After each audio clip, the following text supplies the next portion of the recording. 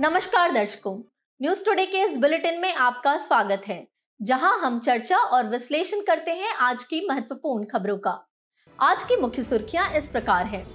घरेलू उपभोग व्यय सर्वेक्षण HCES 2022-2023 पर पूर्ण रिपोर्ट जारी की गई। यूनेस्को ने कक्षाओं में ग्रीन एजुकेशन के लिए नई पहलें शुरू की। RBI की मौद्रिक नीति समिति MPC ने रेपो रेट में कोई बदलाव नहीं करते हुए इसे 6.5% पर बरकरार रखा। बोइंग स्टारलाइनर ने नासा के क्रू को अंतरराष्ट्रीय अंतरिक्ष स्टेशन ISS पर सफलतापूर्वक पहुंचाया। GTRI ने बिल्डिंग बेटर उच्चतम गुणवत्ता वाली अवसंरचना के लिए भारत की राह रिपोर्ट जारी की। आधार शरण और लाभ स्थानांतरण यानी base erosion and profit shifting BEPS पर OECD या G20 इंक्लूसिव फ्रेमवर्क की 16वीं बैठक संपन्न हुई।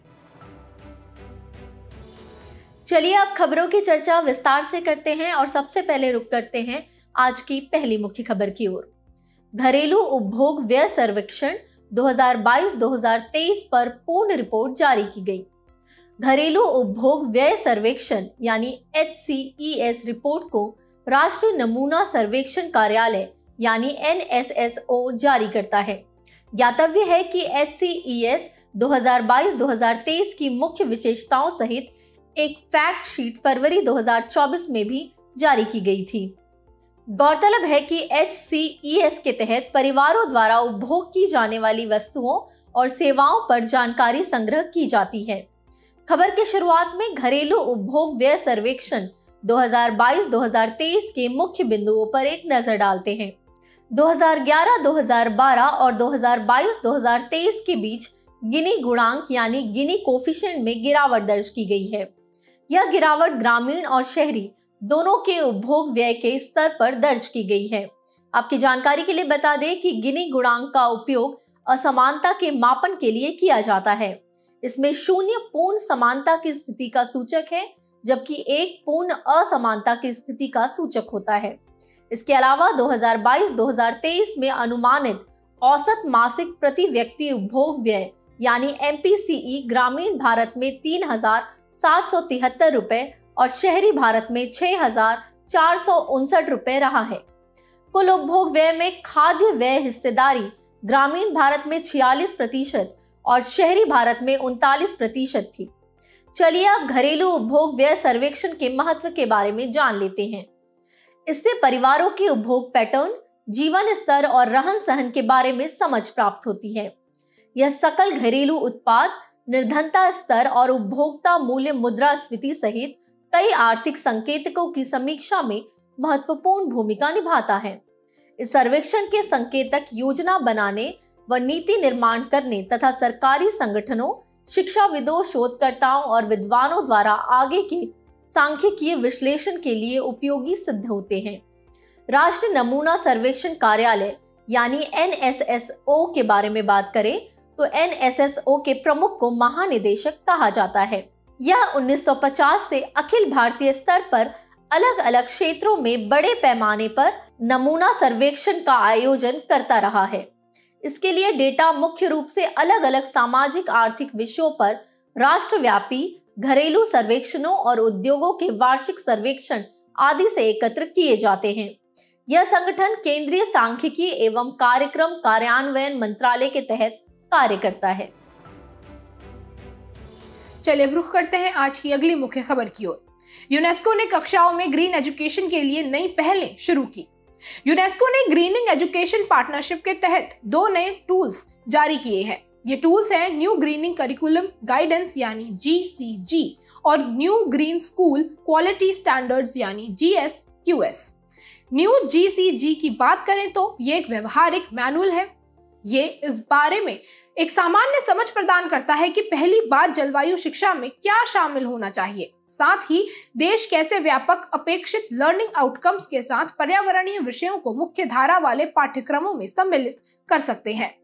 और न्यू GSQS एक कार्रवाई उन्मुख अप्रोच को बढ़ावा देकर ग्रीन स्कूल बनाने के लिए न्यूनतम आवश्यकताएं निर्धारित करता है। चलिए खबर में आगे बढ़ते हैं और ग्रीनिंग एजुकेशन पार्टनरशिप के बारे में विस्तार से चर्चा करते हैं। यह 80 सदस्य देशों की एक वैश्विक पहल है। यह शिक्षा की महत्वपूर्ण भूमिका के उपयोग के जरिए जलवायु संकट से निपटने के लिए देशों का समर्थन करती है। इसका उद्देश्य यह सुनिश्चित करना है कि सभी शिक्षार्थी जलवायु परिवर्तन से निपटने और सतत विकास को बढ़ावा देने के लिए ज्ञान, कौशल, मूल्य व दृष्टिकोण प्राप्त करें तथा उनके अनुसार कार्रवाई करें। राष्ट्रीय शिक्षा नीति 2020 में ग्रीन एजुकेशन को मिलने वाले प्रोत्साहन की बात करें तो ये जलवायु साक्षरता को मुख्यधारा के विषयों में शामिल करती है। जल और संसाधन संरक्षण के लिए पर्यावरणीय जागरूकता को पाठ्यक्रम में शामिल करती है और लर्निंग के पारंपरिक तरीकों और सतत पद्धतियों को शामिल करती है। चलिए अब एक नजर डालते हैं ग्रीन एजुकेशन के स्तंभों पर। पहला है ग्रीनिंग स्कूल्स। इसके तहत ये सुनिश्चित किया जाएगा कि सभी स्कूल ग्रीन स्कूल मान्यता प्राप्त करें, साथ ही शिक्षण सुविधाओं और परिचालन के माध्यम से जलवायु परिवर्तन का समाधान करें। दूसरा है ग्रीनिंग करिकुलम। इसके तहत जलवायु शिक्षा को विद्यालय पाठ्यक्रम, तकनीकी व व्यावसायिक शिक्षा एवं प्रशिक्षण, कार्यस्थल कौशल विकास आदि में शामिल किया जाना है। तीसरा है शिक्षक प्रशिक्षण और शिक्षा प्रणालियों की क्षमता की ग्रीनिंग। इसमें विद्यालय के क्षमता निर्माण में जलवायु शिक्षा का एकीकरण का प्रावधान किया गया है।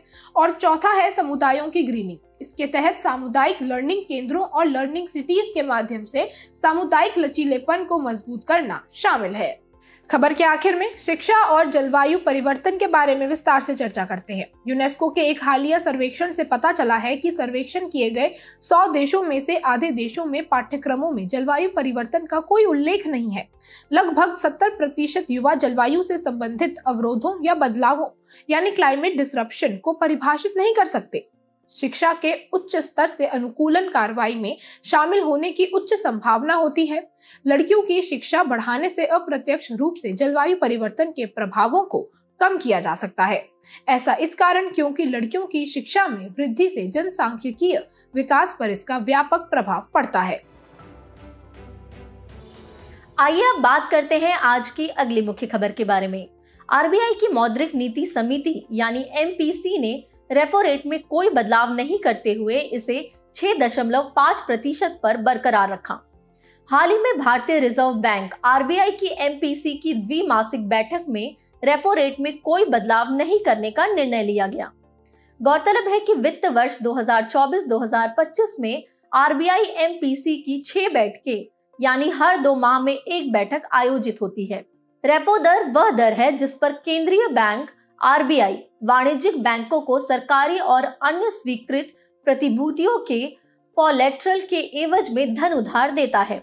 आइए अब खबर की शुरुआत में आरबीआई द्वारा विकास और विनियामक नीतियों पर अन्य घोषणाओं के बारे में जान लेते हैं। विदेशी मुद्रा प्रबंधन अधिनियम 1999 के तहत निर्यात और आयात विनियमों को आसान बनाया जाएगा। इसका उद्देश्य सभी हितधारकों के लिए ईज ऑफ डूइंग बिजनेस को बढ़ावा देना है। डिजिटल पेमेंट इंटेलिजेंस प्लेटफॉर्म यानी डीपीआईपी स्थापित किया जाएगा। इसके तहत भुगतान में धोखाधड़ी को रोकने के लिए आधुनिक तकनीकों का उपयोग किया जाएगा। गौरतलब है कि आरबीआई ने डीपीआईपी हेतु डिजिटल पब्लिक इंफ्रास्ट्रक्चर स्थापित करने के विविध पहलुओं की जांच करने के लिए एपी होता की अध्यक्षता में एक समिति गठित की थी। इसके अलावा यूपीआई लाइट को ई मैंडेट फ्रेमवर्क से जोड़ने की घोषणा की गई है। अब यूपीआई लाइट वॉलेट के लिए ऑटो रिप्लेनिशमेंट की सुविधा प्राप्त होगी। इससे यूपीआई लाइट में निर्धारित राशि से कम बैलेंस होने पर ई मैंडेट के द्वारा स्वतः फंड आ जाएगा। अनुसूचित वाणिज्यिक बैंकों और लघु वित्त बैंकों के लिए सिंगल रूपी टर्म डिपॉजिट के रूप में बल्क डिपॉजिट की राशि को बढ़ाकर 3 करोड़ रुपए और उससे अधिक कर दिया गया है। बल्क डिपॉजिट पर बैंक अलग अलग ब्याज प्रदान करते हैं। आपकी जानकारी के लिए बता दें कि लोकल एरिया बैंकों के लिए यह राशि 1 करोड़ रुपए और उससे अधिक निर्धारित की गई है, जैसा कि क्षेत्रीय ग्रामीण बैंकों के मामले में लागू है। मौद्रिक नीति समिति यानी एमपीसी के बारे में बात करें तो संशोधित आरबीआई अधिनियम 1934 के तहत केंद्र सरकार को 6 सदस्यीय एमपीसी का गठन करने का अधिकार है। इसमें आरबीआई से 3 सदस्य और केंद्र सरकार द्वारा नियुक्त 3 सदस्य शामिल होते हैं। या मुद्रास्फीति संबंधी लक्ष्य को प्राप्त करने के लिए आवश्यक नीतिगत रेपो रेट निर्धारित करती है। एमपीसी के प्रत्येक सदस्य के पास एक वोट होता है।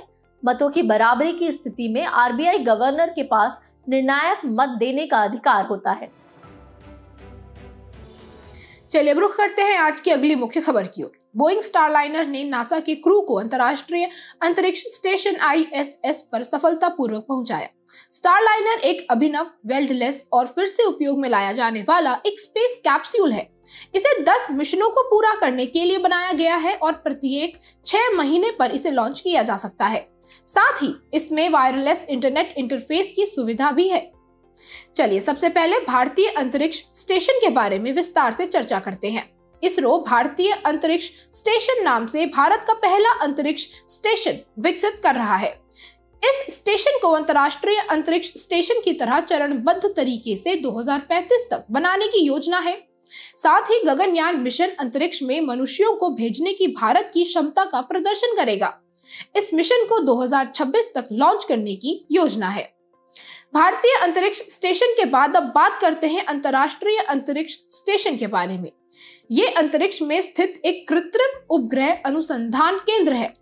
इसे संयुक्त राज्य अमेरिका, यूरोपीय देशों, जापान, कनाडा और रूस ने संयुक्त रूप से विकसित किया है। यह मानव निर्मित और वास योग्य सबसे बड़ा कृत्रिम उपग्रह है। यह स्टेशन पृथ्वी से लगभग 400 किलोमीटर ऊपर पृथ्वी के निकट की अंतरिक्ष कक्षा में स्थापित है। इस स्टेशन से होने वाले लाभ की बात करें तो पहला है पृथ्वी से संबंधित अनुसंधान। यह स्टेशन जलवायु अनुसंधान, आपदा निगरानी और प्रतिक्रिया तथा प्रकाश प्रदूषण पर अध्ययन में सहायता करने वाले डेटा एवं इमेज एकत्र करता है। दूसरा है भौतिकी में नए शोध। स्पेस स्टेशन का माइक्रोग्रेविटी परिवेश भौतिकी में नई अंतर्दृष्टि प्रदान करता है। इससे कोलाइड्स, बबल्स और द्रव व्यवहार पर शोध संभव हो पाता है। तीसरा है मानव स्वास्थ्य के बारे में बेहतर समझ।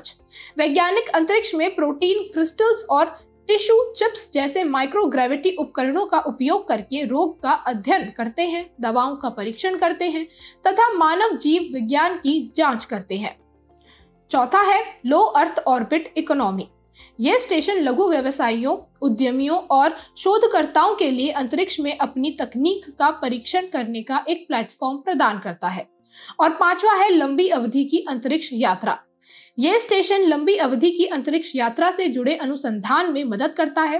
इस अनुसंधान से मनुष्यों पर अंतरिक्ष यात्रा के प्रभाव और मंगल ग्रह पर मानव बस्ती बसाने की व्यवहारिकता को समझने में सहायता मिलती है।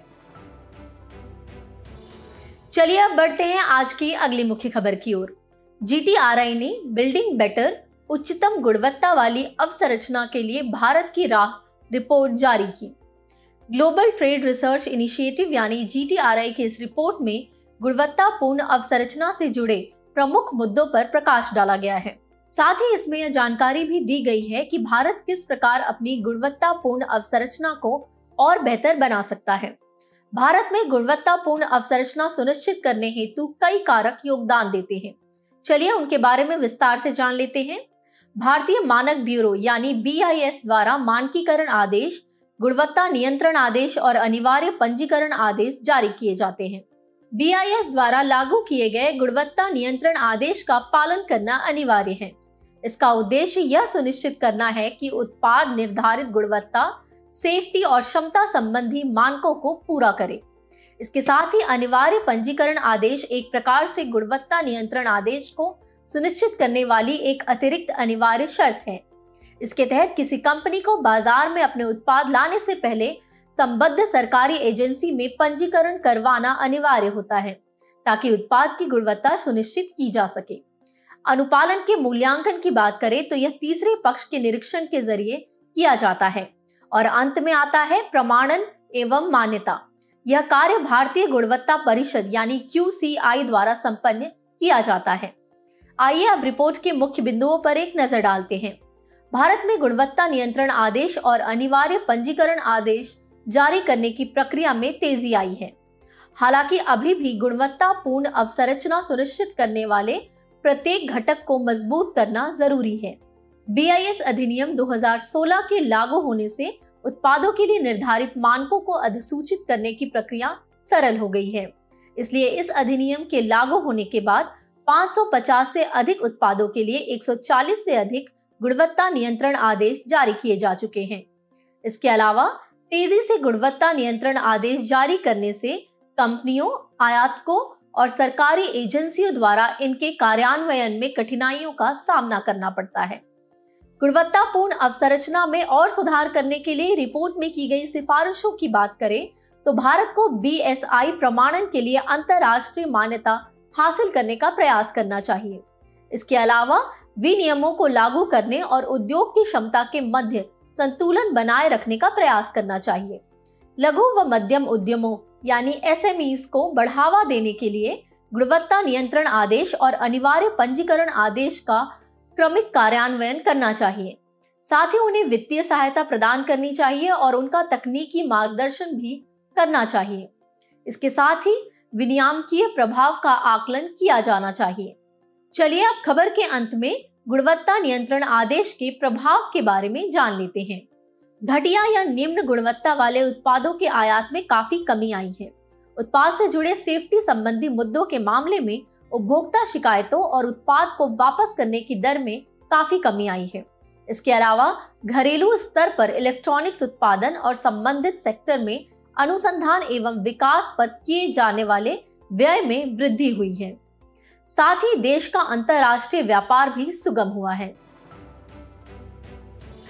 चलिए बढ़ते हैं आज की आखिरी मुख्य खबर की ओर। आधार शरण और लाभ स्थानांतरण यानी base erosion and profit shifting BEPS पर OECD और G20 इंक्लूसिव फ्रेमवर्क की 16वीं बैठक संपन्न हुई। BEPS पर इंक्लूसिव फ्रेमवर्क पिलर 1 पर वार्ता पूर्ण करने के निकट है। हालांकि पिलर 2 के तहत सहमत वैश्विक न्यूनतम कर यानी ग्लोबल मिनिमम टैक्स दुनिया भर के देशों में लागू होने की प्रक्रिया में है। खबर की शुरुआत में आधार शरण और लाभ स्थानांतरण यानी BEPS के बारे में विस्तार से चर्चा करते हैं। BEPS बहुराष्ट्रीय उद्यमों यानी MNEs द्वारा उपयोग की जाने वाली कर से बचने की रणनीति है। ये कंपनियां कर का भुगतान करने से बचने के लिए कर नियमों में खामियों और अलग अलग देशों के नियमों में अंतर का फायदा उठाती हैं। इसके तहत जानबूझकर मुनाफे को ऐसे देशों या क्षेत्रों में स्थानांतरित कर दिया जाता है जहां टैक्स कम लगता है या कोई टैक्स नहीं लगता है और जहां बहुत कम या ना के बराबर आर्थिक गतिविधियां होती हैं। इसके अलावा कंपनियां ब्याज या रॉयल्टी के भुगतान के नाम पर कर छूट के जरिए कर आधार या कर योग्य आय को खत्म कर देती हैं। विकासशील देशों की कॉर्पोरेट इनकम टैक्स यानी CIT पर अधिक निर्भरता का अर्थ है कि वे BEPS से अधिक पीड़ित हैं। BEPS के कारण देशों को सालाना 100 से 240 बिलियन अमेरिकी डॉलर के राजस्व का नुकसान उठाना पड़ता है। यह राशि वैश्विक कॉर्पोरेट इनकम टैक्स राजस्व के 4 से 10% के बराबर है। वहीं BEPS पर OECD और G20 इंक्लूसिव फ्रेमवर्क की बात करें तो ये एक वैश्विक पहल है जो कर चोरी से निपटने और निष्पक्ष कर व्यवस्थाओं को सुनिश्चित करने के लिए भारत सहित 145 से अधिक देशों और अधिकार क्षेत्रों को एक साथ लाती है। इसे 2016 में स्थापित किया गया था। बाद में इसने 2 पिलर अप्रोच अपनाया। पिलर 1 की बात करें तो यह स्तंभ सबसे बड़ी और सर्वाधिक लाभ कमाने वाली बहुराष्ट्रीय कंपनियों के मुनाफे और कर अधिकारों का अधिक न्याय संगत वितरण सुनिश्चित करता है। इन कंपनियों के कुछ कर अधिकारों को इनके मूल देश से उन देशों या क्षेत्रों में आवंटित किया जाएगा जहां उनके उपभोक्ता हैं या जहां से वे मुनाफा कमाते हैं।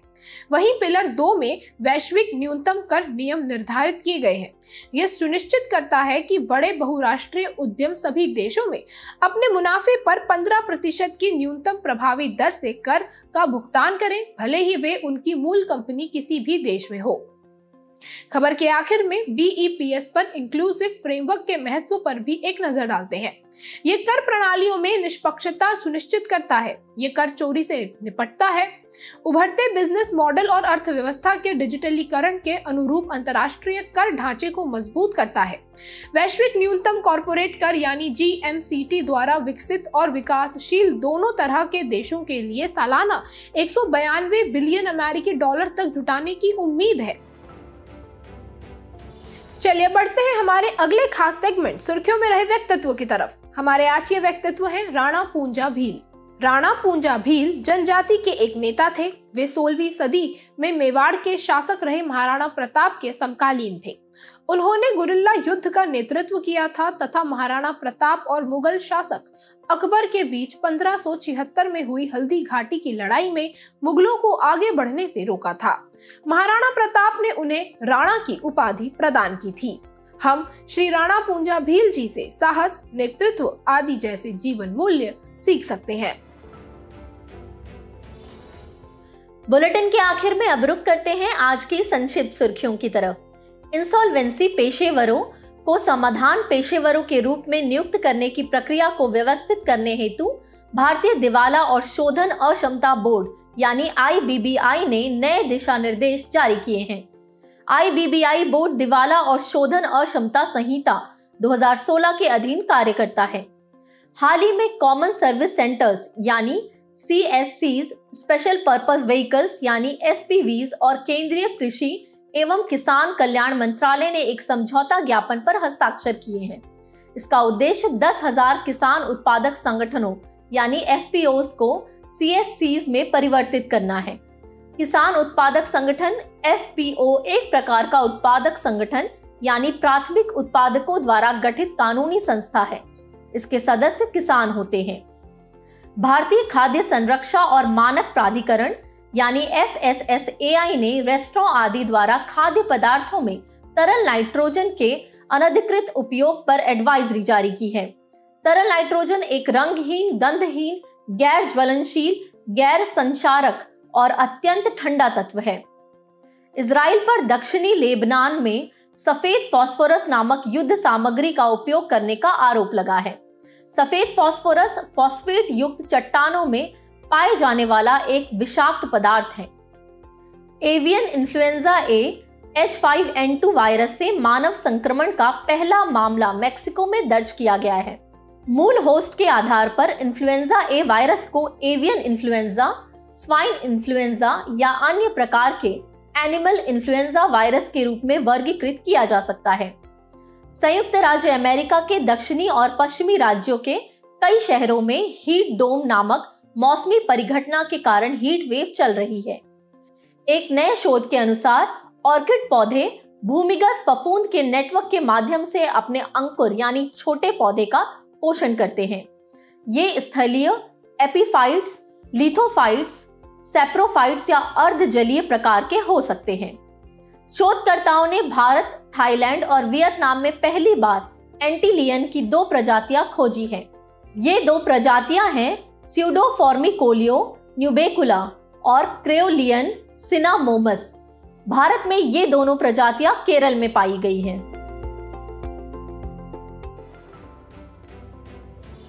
जाने से पहले आपकी समझ की परीक्षा के लिए डालते हैं एक नजर हमारे स्पेशल सेगमेंट प्रश्नोत्तरी पर।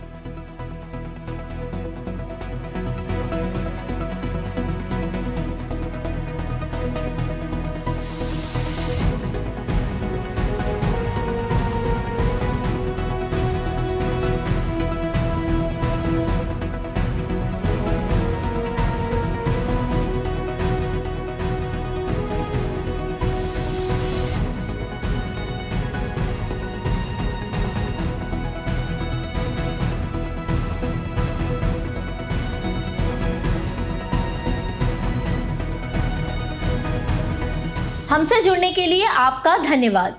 उम्मीद है न्यूज टुडे का यह बुलेटिन आपको पसंद आया होगा। न्यूज टुडे की PDF को डाउनलोड करने के लिए और आज के क्विज के उत्तर के लिए डिस्क्रिप्शन में दिए गए लिंक पर क्लिक कीजिए।